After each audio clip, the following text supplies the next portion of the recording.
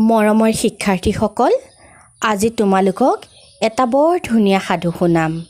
সাধুটোৰ নাম কথা কোৱা গুহা। এখন হাবিত মন্দমতি নামৰ এটা সিংহ আছিল। সিয়ে আছিল সেই অৰণ্যৰ ৰজা। এদিনাখন দিনৰ দিনটো ঘূৰিও মন্দমতিয়ে ক'তো আহাৰ খাবলৈ পোৱা নাছিল। মন্দমতিয়ে ভোকে ভাগৰে গৈ এটা প্ৰকাণ্ড গুহাৰ ওচৰ পালে। সি গুহাটোৰ ভিতৰলৈ ভুমুকিয়াই চাই কাকো নেদেখি গুহাটোৰ ভিতৰলৈ সোমাই গ'ল। সি ভাবিলে, ইয়ালৈ কোনো জন্তু নিশ্চয়কৈ আহিব। যিয়ে এই গুহাটোত সোমাব তাকে মই আজি খাম। এই বুলি সি সাৰ সুৰ নোহোৱাকৈ গুহাটোত সোমাই থাকিল। কিছু সময় পাছত সন্ধিয়া নামিল। সেই গুহাটোৰ মুখলৈ আহিল তীখৰ নামৰ এটা শিয়াল। সিয়েই আছিল সেই গুহাটোৰ গৰাকী। তীখৰৰ নাম যেনে কামো তেনে। সি বৰ বুদ্ধিয়ক। আগতে নভবাকৈ একো কাম নকৰে।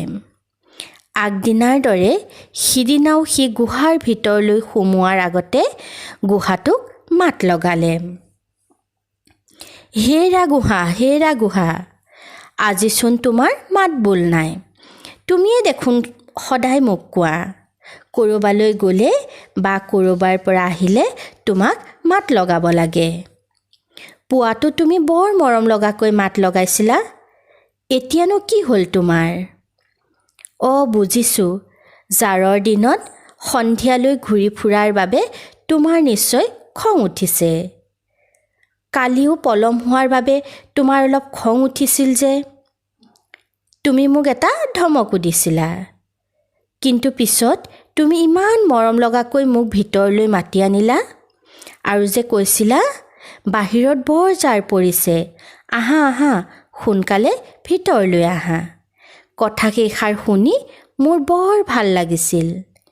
তুমি যে মোক ইমান মৰম কৰা, আজিনো পিছে কিবা এষাৰ নোকোৱা কিয়? তুমি একো নক'লে ময়ো আজি ভিতৰলৈ নোসোমাওঁ। আজি ৰাতি গাঁততে থাকিম। তীখৰৰ কথা শুনি গুহাৰ ভিতৰত থকা মন্দমতিয়ে ভাবিলে, এই গুহাটোৱে নিশ্চয় তাক আদৰি মাতে।